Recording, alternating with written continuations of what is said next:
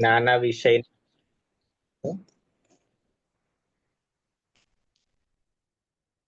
આપણો આજનો જે વિષય છે એ છે પ્રમાણિકતા, વફાદારી.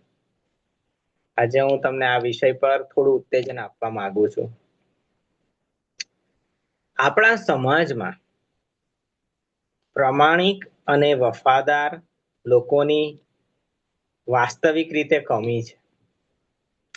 પ્રભુ એવું ચાહે છે કે એના લોકો પ્રમાણિક હોય, વફાદાર હોય, ન્યાયી હોય, હાનું હા અને નાનું ના બોલનારા હોય. અને માટે બાઇબલ પ્રમાણિકતા સંબંધી ઘણી વાતો કહે છે.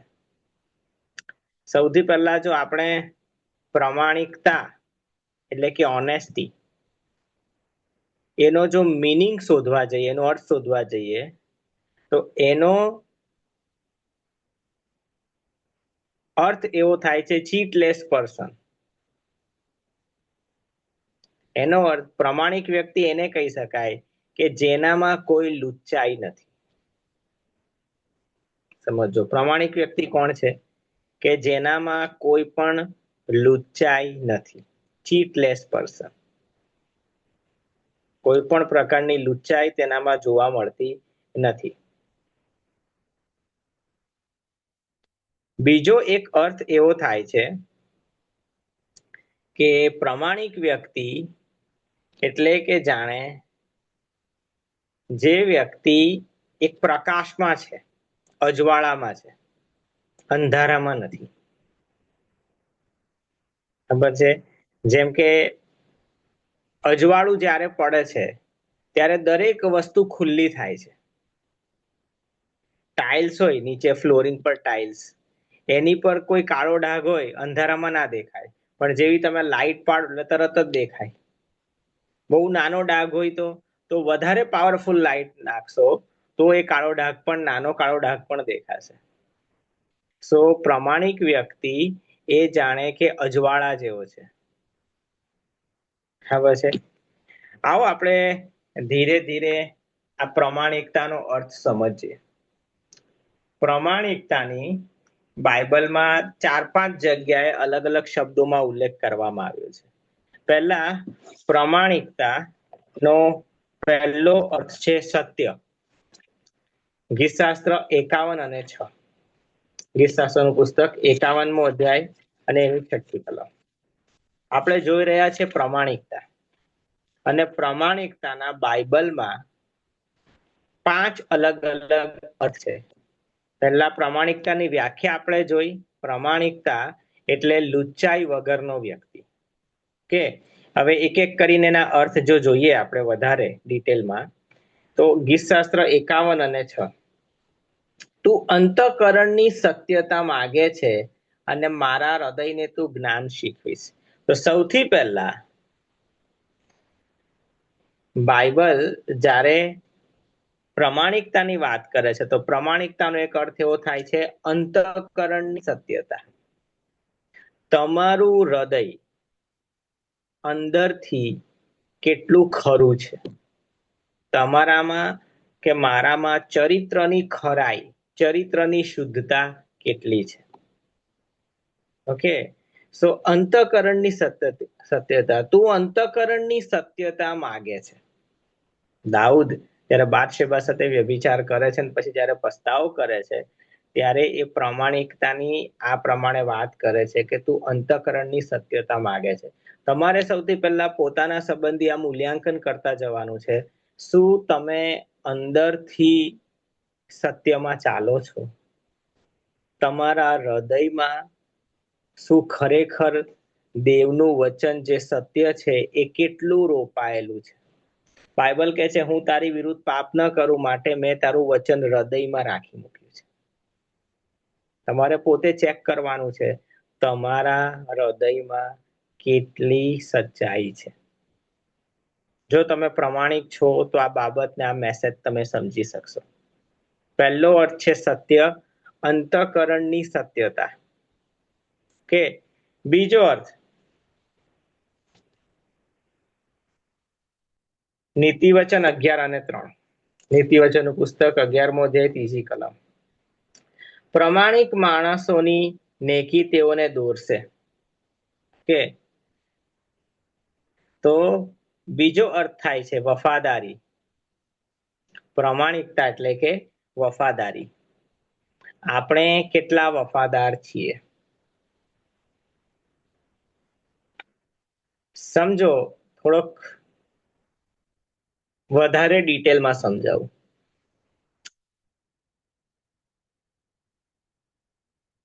પારદર્શકતા હોવી જરૂરી છે. સમજજો ધ્યાનથી. પ્રમાણિકતા અને પારદર્શકતા આ બંનેમાં ફરક છે. પ્રમાણિકતા એટલે શું?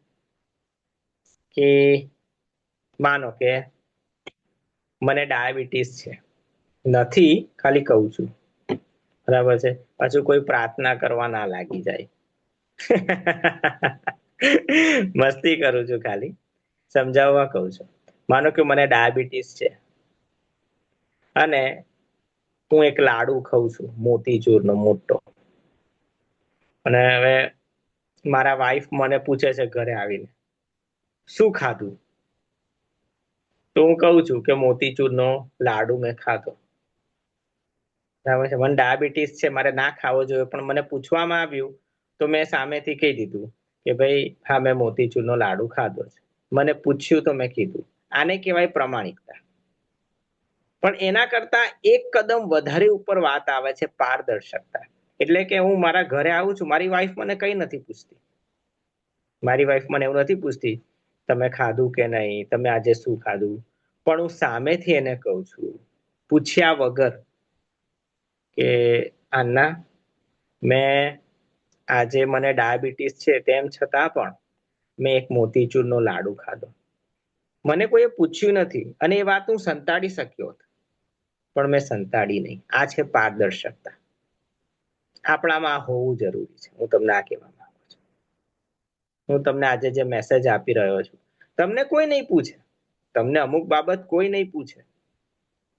તમે શું જોયું, તમે શું સાંભળ્યું, તમે કોઈની પીઠ પાછળ શું બોલ્યા, તમને કોઈ પૂછશે થોડું?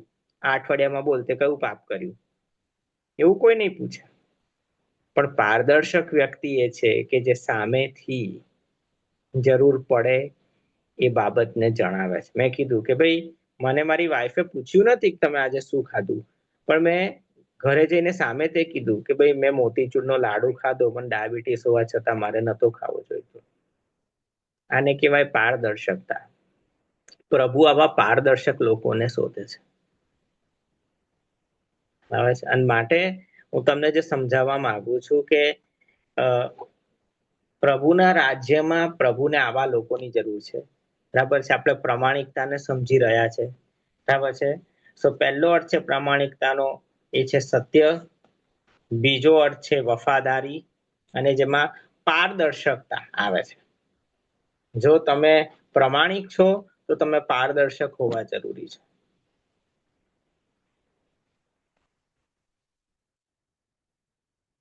ત્રીજો અર્થ છે પ્રમાણિકતાનો ગંભીરતા. જે વ્યક્તિ પ્રમાણિક છે એ પોતાના સ્વભાવમાં ગંભીર છે. બીજો કરંથી 1 અને 12.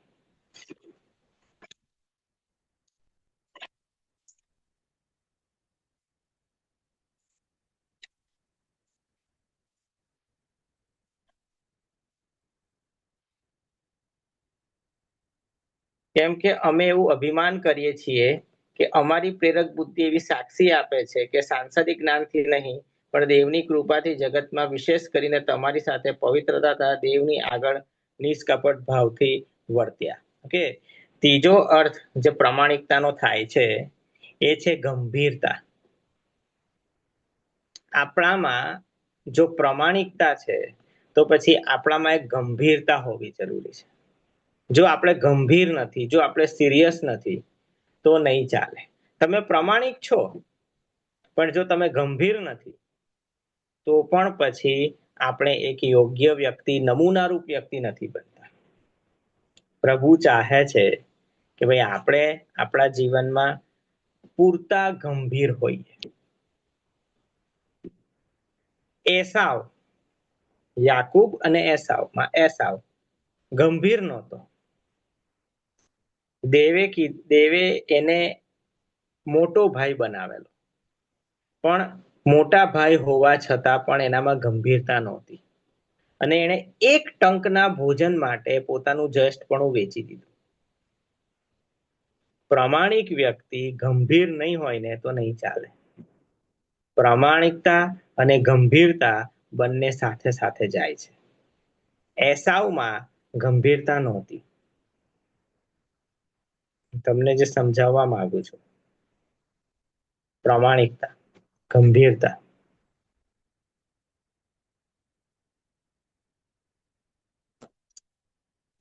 ઈસુના 12 શિષ્ય હતા. ઈસુએ નાણાંનો વહીવટ કોને આપ્યો? યહૂદાને. કેમ? 12 વ્યક્તિઓમાં કદાચ પ્રામાણિક ઈસુને યહૂદા લાગ્યો. પિત્તર તો બહુ ભડભડ્યો, ખબર નહીં કશે થેલી બેલી ભૂલી ગયો. તો પિત્તર પાછો ખબર નહીં એના પોતાના બરાબર ઠેકાણા છે કે નહીં, ખબર નહીં. પિત્તરને નહીં આપવું, બરાબર છે. યોહાન આવા ખજાનચી તરીકે નહીં ચાલે. મે બી સૌથી સારી પસંદગી કોણ હતી? તો ભાઈ યહૂદા ઇસ્કારિયોત હતો. એટલા માટે નહીં કે પાપ કરે, ને બાઇબલ કહે છે દેવ કોઈ માણસનું પરીક્ષણ કરતા નથી. તો જાણી જોઈને યહૂદા પાપ કરે એવું પ્રભુ કઈ યહૂદાને સામેથી નતા આપી રહ્યા. એ તો યહૂદાએ એ સ્થાન લીધું, પણ 12 વ્યક્તિઓમાં કદાચ સૌથી પ્રામાણિક એ સમયે કદાચ યહૂદા હશે. પણ યહૂદા ગંભીર ના રહ્યો. ને માટે પ્રામાણિકતાની સાથે ગંભીરતા હોવી જરૂરી છે. પ્રભુ પ્રામાણિક લોકોને શોધે છે, લુચ્ચાઈ વગરના લોકોને શોધે છે. અને માટે તમારે ને મારે પોતાની જાતને ચેક કરવાની જરૂર છે. પહેલો અર્થ છે સત્ય. શું આપણામાં સત્ય છે? દેવનું વચનનું સત્ય શું આપણે આપણા હૃદયમાં બેસાડેલું છે? બરાબર છે કે પછી નાની નાની વાતે આપણે કોમ્પ્રોમાઇઝ કરીએ છીએ? જો આપણામાં સત્ય નથી તો પછી આપણામાં જૂઠ છે. સમજો, કાં તો તમે પ્રભુની સાથે સંમત થાવ છો, કાં તો પછી તમે શૈતાનની સાથે સંમત થાવ છો. ત્રીજો કોઈ રસ્તો નથી. કે બીજી વાત મેં કીધી ઇન્ટિગ્રિટી, બરાબર છે. વફાદારી, પારદર્શકતા આપણી અંદર હોવી જરૂરી છે. ત્રીજી વસ્તુ ગંભીરતા. પ્રામાણિકતા એટલે એક પ્રકારની ગંભીરતા હોવી જરૂરી છે. ચોથી વસ્તુ જૂઠ ન હોવું, નો લાઈ. પ્રકટીકરણ 14 અને 5.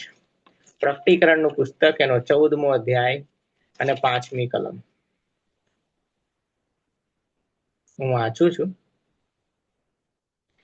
તેઓના મોંમાં અસત્ય ન હતું, તેઓ નિર્દોષ છે. પ્રામાણિકતા એનો અર્થ થાય છે નિર્દોષ હોવું, દોષ વગરના હોવું, મોંમાં અસત્ય ન હોવું. ખબર છે? અને માટે તમે પોતે વિચારો, શું તમારા હૃદયમાં સત્ય છે? Okay, fine. શું તમારા મુખમાં પણ સત્ય છે? જો આપણે જૂઠું બોલીએ છીએ તો પછી આપણે જીભના પાપમાં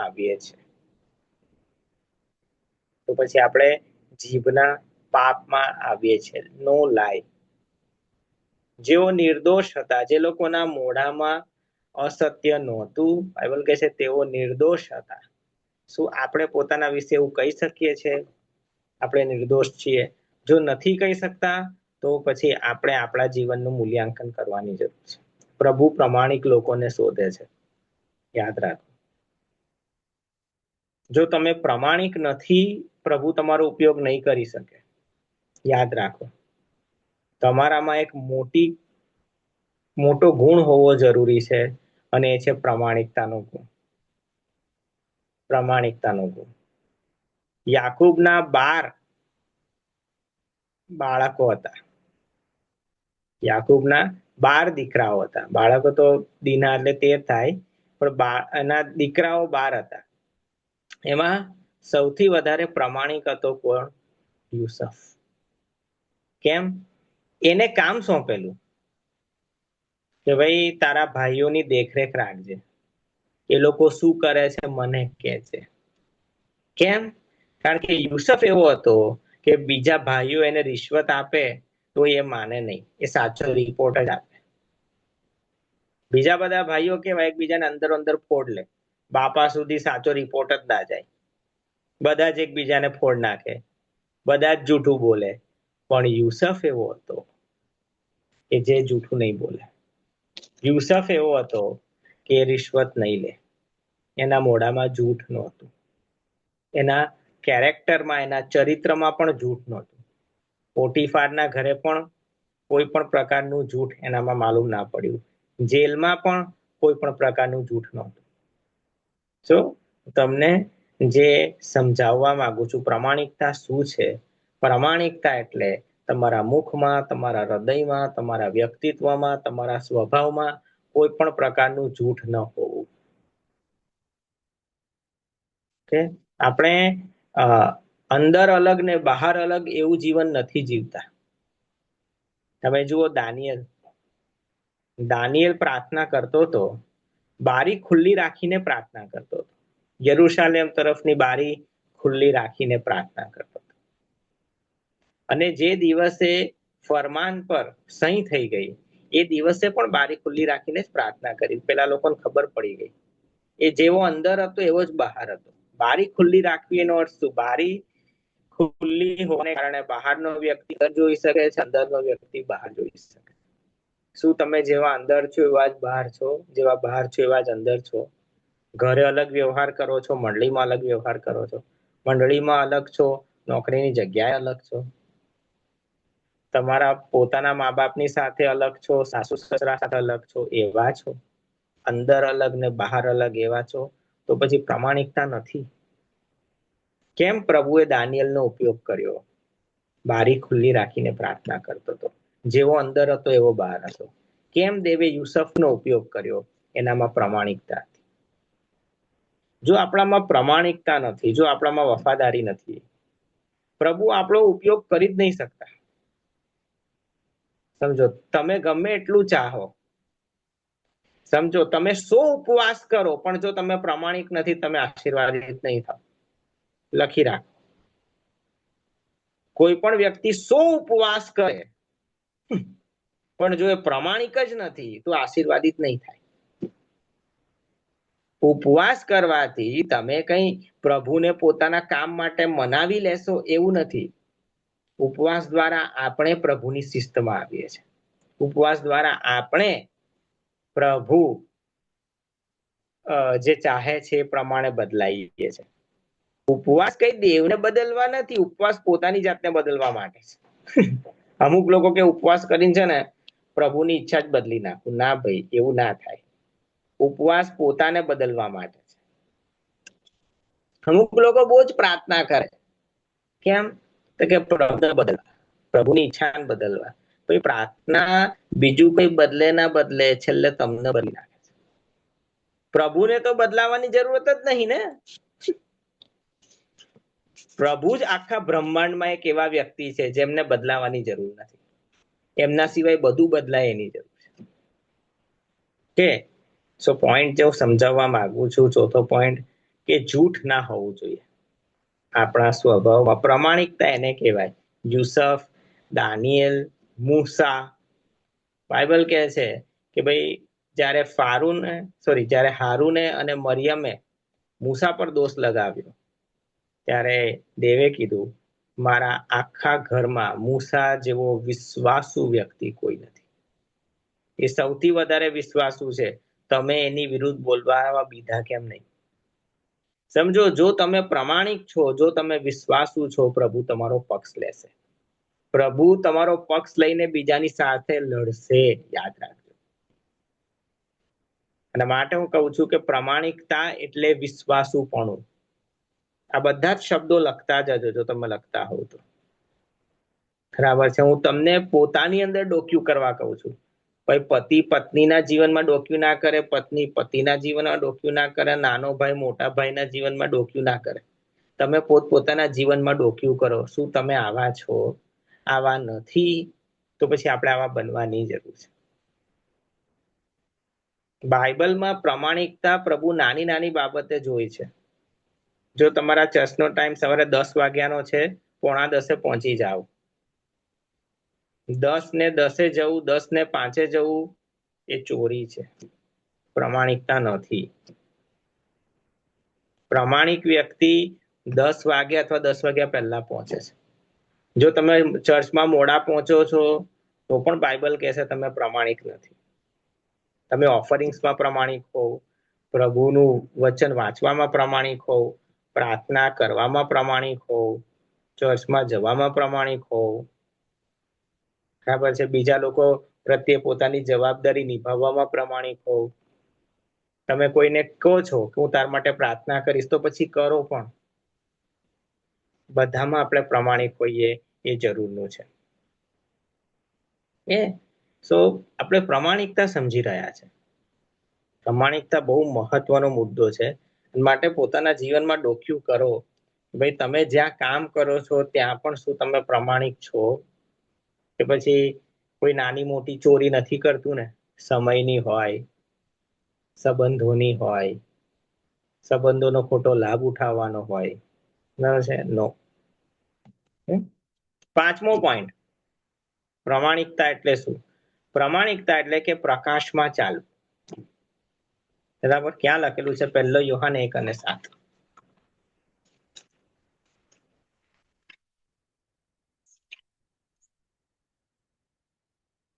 1 યોહાન 1:7. પણ જેમ તે પ્રકાશમાં છે તેમ જો આપણે પ્રકાશમાં ચાલીએ તો આપણને એકબીજાની સાથે સંગત છે. બાઇબલ શું કહે છે? હવે અહીંયા પ્રકાશ શબ્દ છે ને, ત્યાં તમે જો પ્રમાણિકતા એવો શબ્દ મૂકશો ને તો આ વાક્ય સારી રીતે બેસશે. જો, પણ જેમ તે પ્રમાણિક છે તેમ આપણે પણ જો પ્રમાણિકતામાં ચાલીએ તો પછી આપણને એકબીજા સાથે સંગત છે. પ્રભુ પ્રમાણિક છે, પ્રભુ વફાદાર છે, પણ જો આપણે નથી તો પછી આપણી વચ્ચેની સંગત તૂટી જાય છે. યાદ રાખજો, પ્રભુ જે વ્યક્તિ પ્રમાણિક નથી એનો સાથ વધારે લાંબો સમય નહીં આપી શકે. સમજો, જો તમે પ્રમાણિક નથી તો પ્રભુ તમારી સાથે વધારે લાંબો સમય નહીં ઉભા રહે. આજે ઘણા બધા લોકો એવા છે કે જે લોકો એક સારી પોઝિશન પર છે, ઊંચા હોદ્દા પર છે, પણ પ્રમાણિક નથી. એ લોકો ગમે ત્યારે પોતાની ખુરશી ગુમાવી દેશે. યાદ રાખજો, ગમે ત્યારે એ લોકો પોતાનું સ્થાન ગુમાવી દેશે. કેમ? એ લોકો પ્રમાણિક નથી. જો તમે પ્રમાણિક છો તો યાદ રાખો, પ્રભુ તમને પર્વત પર લઈ જશે અને ઊંચાઈઓ પર તમને સ્થિર રાખશે. બાકી કેવું થશે? તમે એક બાજુથી ઉપર ચડશો, બીજી બાજુથી નીચે પણ ઉતરી જશો. પર્વતની એક બાજુ ચડશો અને બીજી બાજુથી ઉતરી જશો. પણ તમે જો પ્રમાણિક છો તો તમે ધીરે ધીરે પર્વત પર ચડશો અને પછી ટોચ પર પ્રભુ તમને સ્થિર રાખશે. પ્રમાણિકતા આપણે સમજી રહ્યા છે. યાદ રાખો, પ્રભુનો આશીર્વાદ પ્રમાણિકતા પર આવે છે. પ્રભુનો આશીર્વાદ દાનત પર આવે છે. પ્રભુ તમારી ને મારી દાનત જુએ છે, આપણી દાનત કેવી છે. અને માટે તમને જે પણ કામ મળ્યું હોય, બહુ પ્રમાણિકતાથી એ કામ કરજો. બાઇબલમાં આપણે જોઈએ છે દાઉદને, જ્યારે દાઉદ ગોલિયાતની સામે લડવા જાય છે તો આપણે જોઈએ છે કે એના ભાઈઓને મળે છે તો એના ભાઈઓ ગુસ્સે થાય છે એની પર અને કહે છે, પેલા થોડા ઘણા ઘેટા બકરા, પેલા થોડા ઘણા ઘેટા તું કોની પાસે મૂકીને આવ્યો છે? દાઉદને ચરાવવા માટે થોડાક જ ઘેટા આપવામાં આવેલા. થોડા ઘેટા એટલે કદાચ 5, 8, 10, બસ. કારણ કે એના બાપને પણ એની પર વિશ્વાસ નહોતો. જ્યારે શમુએલ દાઉદનો અભિષેક કરવા જાય છે ત્યારે એના બાપે દાઉદને બોલાવ્યો નહોતો. કેમ? કારણ કે દાઉદ પર એને ભરોસો નહોતો. હવે જેની પર તમને ભરોસો ના હોય એને તમે શું કામ સોંપવાના?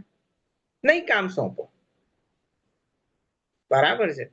તો એ જ રીતે જ્યારે દાઉદને ઘેટા ચરાવવાનું કહેવામાં આવ્યું તો એની પાસે કઈ 50, 100, 80, 200 એવા ઘેટા નહોતા. બહુ ઓછા ઘેટા હતા. 5, 8, 10 ઘેટા જ એને આપવામાં આવેલા. પણ તેમ છતાં પણ એટલો પ્રમાણિક હતો કે જ્યારે કોઈ સિંહે કે કોઈ રીંછે એમાંથી એક ઘેટું લીધું તો એણે સિંહને મારી નાખ્યો, રીંછને ફાડી નાખ્યો. એ પ્રમાણિક હતો. ભલે તમને 10 ઘેટા મળ્યા પણ પ્રમાણિક રહો. તમને ભલે નાનું કામ મળ્યું, તમે વિચારતા હો કે ભાઈ તમને કદાચ સુપરવાઇઝર બનાવવામાં આવે, પણ ના ભાઈ તમને વર્કર બનાવવામાં આવ્યા, પણ યાદ રાખો પ્રમાણિકતાથી કામ કરો. પ્રભુ પ્રમાણિક લોકોને પ્રમોશન આપે છે. અને માટે પ્રમાણિકતા એ એક સ્વભાવ ને જીવનશૈલી હોવી જરૂરી છે. તમે ઘરે છો તો પણ પ્રમાણિક છો, તમે ઓફિસમાં છો તો પણ પ્રમાણિક છો, તમે મંડળીમાં છો તો પણ પ્રમાણિક છો. ઘણા બધા લોકો એવા હતા કે જેમને પ્રભુ આશીર્વાદ આપવા માંગતા હતા, પણ એમને જે પહેલું જ કામ મળ્યું એમાં જ એ લોકોએ ઘાલમેલ કરી, એમાં એ લોકોએ લુચ્ચાઈ કરી, એમાં એ લોકોએ પૈસા બનાવવાની દાનત રાખી. અને શું થયું કે ભાઈ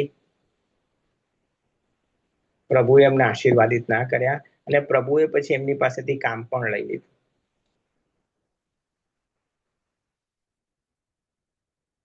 પ્રભુ પ્રમાણિક લોકોને શોધે છે. પ્રભુની કૃપા પ્રમાણિક લોકો પર ઉતરે છે. માટે હું તમને આ સમય સમજાવી રહ્યો છું પ્રમાણિકતા એટલે શું, પ્રકાશમાં ચાલવું. હવે જો તમે પ્રમાણિક છો તો જ તમે પ્રભુ સાથેની સંગત માણી શકશો. યાદ રાખો કે જો તમે તમારી કામની જગ્યાએ તમે પ્રમાણિક નથી, તમે ચર્ચમાં પ્રમાણિક નથી, તમે જીવનમાં પ્રમાણિક નથી, તમે અન્ય ભાષા બોલવા બેસશો, તમને સ્વતંત્રતા નહીં મળે, તમને મોકળાશ નહીં મળે, તમને નવા શબ્દો નહીં મળે. તમે પ્રાર્થના કરશો, પ્રાર્થના કર્યા પછી તમે આશીર્વાદિત નહીં થાવ. તમે પ્રાર્થના કરવા બેસશો પણ પવિત્ર આત્મા તમારામાં રહીને પ્રાર્થના કરી રહ્યા છે એવો અનુભવ તમને નહીં થાય. તમે પ્રાર્થના કરશો પણ તમે દેવની હાજરી નહીં અનુભવો. કેમ? તમારામાં પ્રમાણિકતા નથી, મારામાં પ્રમાણિકતા નથી. પ્રભુ પ્રમાણિક લોકોને શોધી રહ્યો છે. બાઇબલમાં આપણે જોઈએ પ્રેરિતોનું કૃત્ય. કર્નેલિયસ નામે એક વ્યક્તિ આવે છે અને આ કર્નેલિયસ જે છે એ એક રીતે જોઈએ આપણે કેવો વ્યક્તિ છે. જુઓ, પ્રેરિતોના કૃત્યો 10મો અધ્યાયને 1લી કલમ. હવે કેસરિયામાં કર્નેલિયસ નામે એક માણસ ઇટાલિયન નામે ઓળખાતી પલટણનો સુબેદાર હતો. તે ધાર્મિક હતો અને તે તથા તેના ઘરના માણસો પણ દેવનું ભય રાખતા. દેવનું ભય રાખવું એટલે કે પ્રમાણિક હોવું. પ્રમાણિક વ્યક્તિ જ દેવનું ભય રાખી શકે છે. તે તથા તેના ઘરના સઘળા માણસો પણ દેવનું ભય રાખતા હતા. એ લોકો હજુ યહોવાને નથી ઓળખતા, એ લોકો ઈસુ ખ્રિસ્તને નથી ઓળખતા, પણ એ લોકો એ જાણે છે કોઈ દેવ છે જેણે આકાશ તથા પૃથ્વી બનાવ્યા. અને એ લોકો આ પ્રભુ ઈસુ ખ્રિસ્તને ઓળખતા નહોતા, તેમ છતાં પણ એ લોકો પ્રભુનો ડર રાખતા હતા. તે લોકોને ઘણા દાન આપતો હતો અને નિત્ય દેવની પ્રાર્થના કરતો હતો. ખબર છે? અને આ વ્યક્તિની પાસે દૂત આવે છે. સમજો, જો આપણે પ્રમાણિક નથી તો તમે દૂતોની સેવા નથી અનુભવી શકતા. તમારી પાસેનો દૂત છે પણ એ તમારું માનશે નહીં. તમારી પાસે એક દૂત છે પણ એનો લાભ તમને મળશે નહીં. પ્રભુ પ્રમાણિક લોકોને શોધી રહ્યા છે. બરાબર છે? કોઈક વાર તમારાથી જૂઠું બોલાઈ ગયું, ઠીક છે. કોઈક વખત કશુંક આમ તેમ થઈ ગયું, ઠીક છે. પણ એક સતત આપણી અંદર આપણે પૂરી પ્રમાણિકતામાં જ ના ચાલીએ એવું ના થવું જોઈએ. માટે હું તમને એક પોઈન્ટ સમજાવી રહ્યો છું. તમે પોતાના સંબંધી વિચાર કરો. શું તમે પૂરતા પ્રમાણિક છો? શું આજે પ્રભુ તમને ખરા અર્થમાં પોતાના તરફથી પ્રમાણિક કહી શકે છે? તમે 1 થી 10 માં પોતાની જાતને પ્રામાણિકતામાં કેટલા માર્ક આપશો? 2, 5 કે 10 માંથી 10? વિચારો વિચારો. શું તમે તમારી પત્ની સાથે, પતિ સાથે પ્રામાણિક છો? કે પછી કોઈ પત્ની છે એ બીજી બહેનો સાથે વાત કરે છે અને પછી પતિથી સંતાડે છે, પતિને કહે છે કે ના ના આવું કઈ નથી. પતિ છે એ બીજા લોકો સાથે વાત કર્યા કરે છે, પત્નીથી સંતાડે છે. પછી પૂરતી પ્રામાણિકતા આપણી અંદર હોવી જરૂરી છે. પછી પ્રભુ પ્રામાણિક લોકોને શોધે છે. અને પછી તમે જુઓ કે પ્રભુ તમારી પ્રામાણિકતા ચેક પણ કરે છે. દેવે આદમને શું પૂછ્યું? બરાબર છે. શું મેં તને જે ફળ ખાવાની મના કરી હતી, શું તે ખાધું છે? પ્રભુ પ્રશ્નો પૂછે છે. સમજો, પ્રભુ તમારી પ્રામાણિકતાને ચેક કરે છે તમને પ્રશ્ન પૂછીને. જ્યારે કાઈને હાબેલનું ખૂન કર્યું ત્યારે પ્રભુએ કાઈનને પૂછ્યું, તારો ભાઈ હાબેલ ક્યાં છે? તારો ભાઈ હાબેલ ક્યાં છે? પ્રભુ પ્રશ્ન પૂછે છે. તમે પણ પોતાના જીવનમાં કઈ આમ તેમ ખોટું કર્યું હશે ને, કોઈક વ્યક્તિ આવીને તમને પ્રશ્ન પૂછશે, ભાઈ પેલું ક્યાં ગયું? અહીંયા મૂકેલું હતું. કે ખબર નહીં, હું આ તારતો નહોતું. કે તમે જૂઠું બોલશો, પણ એક વખત પ્રભુ કોઈકને મોકલીને કોઈક પ્રશ્ન તમને પૂછાવડાવશે. ઈસુ પેલી સમરૂની સ્ત્રીને પૂછે છે કે જા અને તારા પતિને લઈ આવ. બરાબર છે. ત્યારે પેલી કહે છે કે ના ના, કે મારા પતિ નહીં. કે ઈસુ કે હા જો તારા 5 પતિ હતા કે નહીં. સમજો, ઈસુ એનું જૂઠ પકડી પાડે છે. પ્રભુ તમારી પ્રામાણિકતા ચેક કરે છે. પ્રભુએ યુસફની પ્રામાણિકતા ચેક કરી. યુસફ ગુપ્તમાં પાપ કરી શક્યો હતો.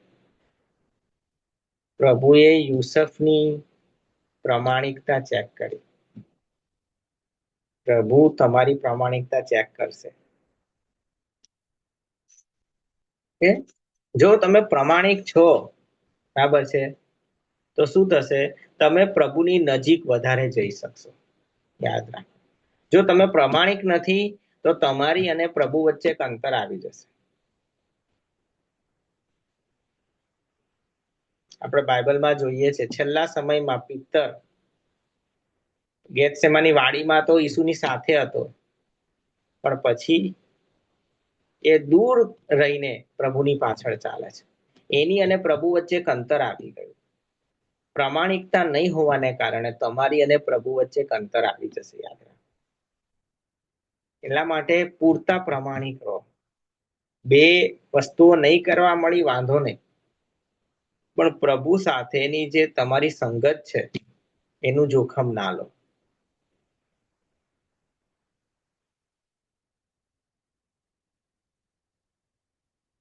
જો તમે પ્રામાણિક છો તો તમને પ્રભુ તરફથી માર્ગદર્શન મળશે.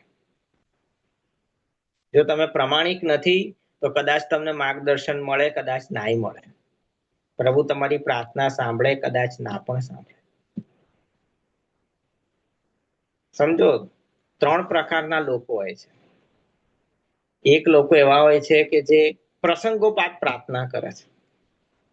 અઠવાડિયામાં એકાદ વખત પ્રાર્થના કરી લીધી. આ પહેલો પ્રકાર છે. બીજા લોકો એવા છે કે જે લોકો નિયમિત પ્રાર્થના કરે છે. ચલો ભાઈ, દરરોજ સવારે લોકો પ્રાર્થના કરે, દરરોજ સવારે 8 વાગે તેઓ પ્રાર્થના કરે છે. બરાબર છે.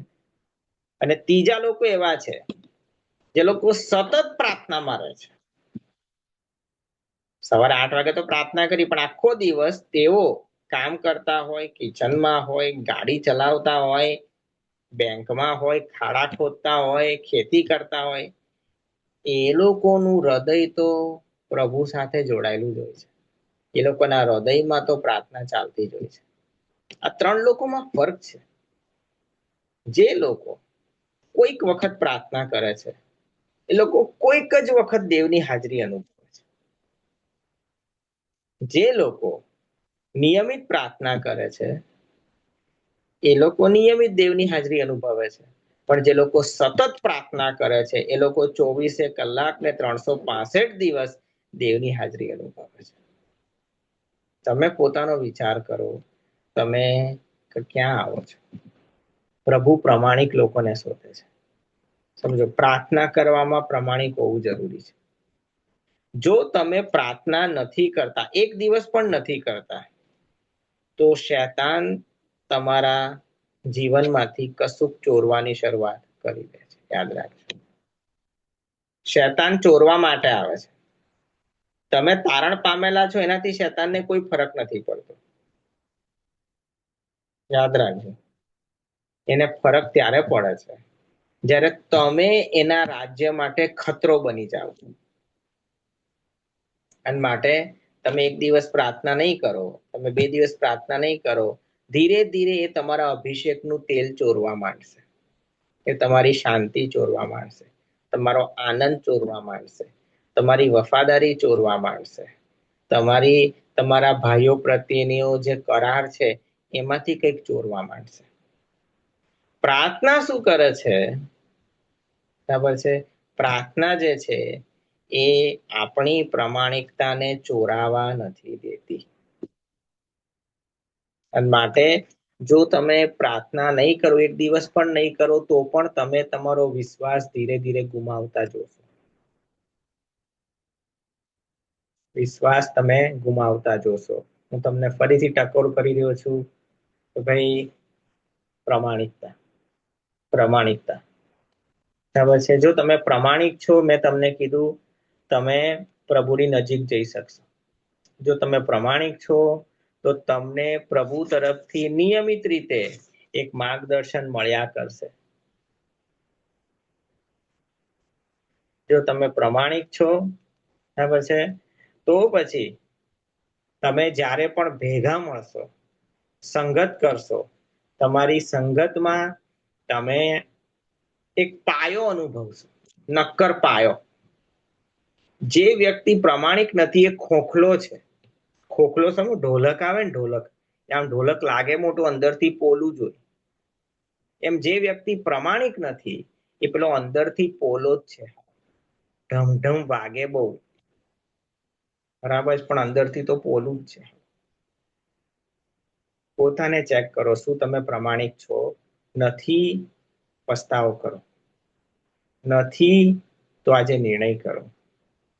કોઈક એવી બાબત છે કે તમે કંઈક નાનું નાનું ચોરી કર્યા કરો છો, મે બી સમયની ચોરી હોય, મે બી કામ ચોરી હોય, મે બી કોઈકના 2 રૂપિયા લઈ લેવાની વાત હોય, અને નિયમિત રીતે તમે કર્યા કરતા હો.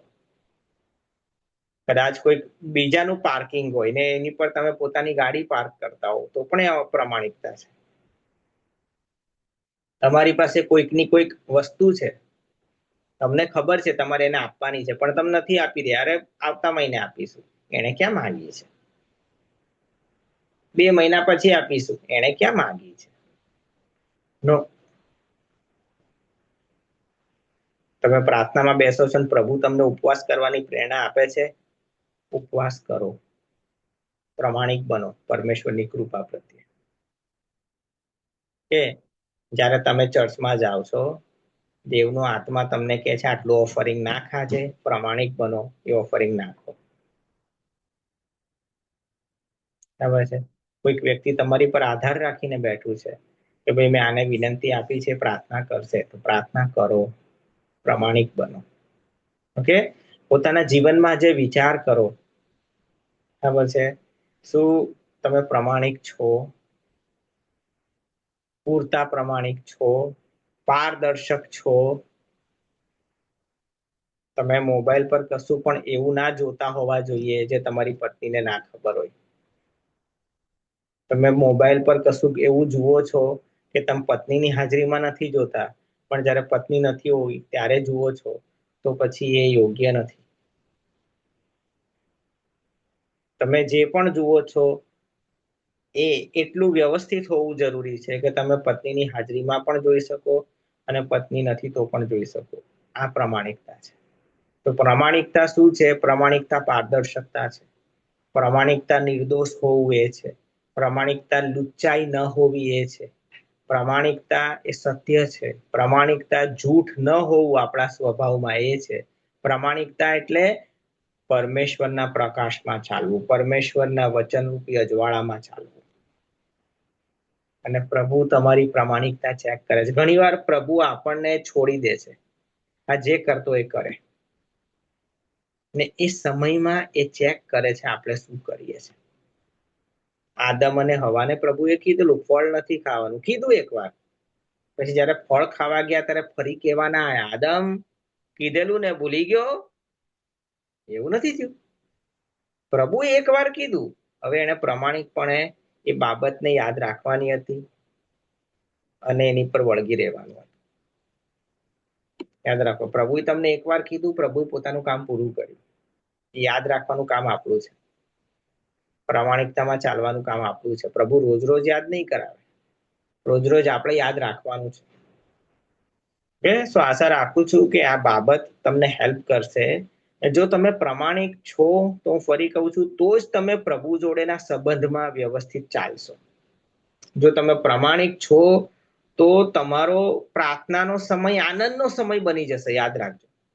પછી તમે આમ આમ જોડ બનીને ના, હું તો કલાક પ્રાર્થના કરીશ, તમે કરશો પણ તમને આનંદ નહીં આવે. જ્યારે તમે પ્રામાણિક હશો અને પ્રાર્થના કરશો ને, તમને તમારી પ્રાર્થના મધ જેવી મીઠી લાગશે. કેમ? તમારો અંદરનો આત્મા ખુશ થઈ જશે, કારણ કે તમે પ્રામાણિકતામાં ચાલો છો. એ આખો સમય જ બદલાયેલો લાગશે. તમે ચોખ્ખા કપડાં પહેર્યા હોય ને તમે ગંદા કપડાં પહેર્યા હોય, ફિલિંગ જ અલગ આવે. એમ જ રીતે જો તમે પ્રામાણિક છો તો તમારી અંદરનો પવિત્ર આત્મા એ અલગ રીતે વ્યવહાર કરશે તમારી સાથે. પણ જો તમે પ્રામાણિક નથી, જો હું પ્રામાણિક નથી, તો આપણી અંદરનો આત્મા ખિન્ન થઈ જશે. પછી એનો વ્યવહાર જે હશે આપણે એને રૂંધી નાખીશું. તો જે કંઈ હોય વિચાર કરો. પ્રભુ આજે આપણી મધ્ય આ વચન લાવ્યા છે. આ વચન તમારા માટે પણ છે, મારા માટે પણ છે. આવો પ્રાર્થના કરીએ. પ્રભુ, તમારી હજુરમાં આવીએ છીએ અને પ્રભુ, અમારી જ પ્રાર્થના છે કે આ પારદર્શકતામાં ચાલવા મને કૃપા આપો. અમે દિવસે ને દિવસે વધારે પ્રામાણિક બનતા જઈએ. પ્રભુ, તમારી નજીક આવવાની કૃપા આપો. વચનોના પ્રકાશમાં ચાલવાનો અનુગ્રહ આપો. પ્રાર્થના કરીએ છીએ. મારી મધ્યે પ્રભુ લોકો જૂઠમાં ના રહે, પોતાના હૃદયમાં ડોક્યું કરે અને જે કઈ બાબતો એવી ખૂણા ખાંચરામાં જેમણે રાખી મૂકી છે કે જે એક પ્રામાણિકતા વાળી નથી, તો પ્રભુ એની સાથે ડીલ કરવા તમે એમની મદદ કરો. પવિત્ર આત્માનું સામર્થ્ય એમને આપજો. પ્રભુ ઈસુ તમારા નામમાં માંગીએ છીએ. આમેન.